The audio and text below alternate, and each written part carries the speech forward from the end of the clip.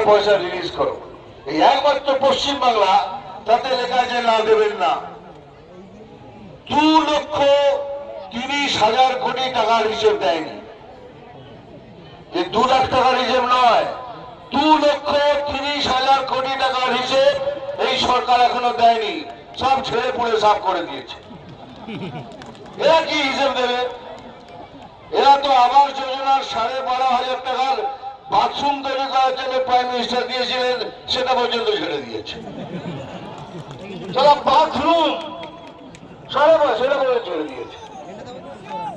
এরা এত চেঁচাচ্ছে কেন? টাকা দিইনি, টাকা দিইনি, গান শুনছি 100 দিনের টাকা দেয়নি।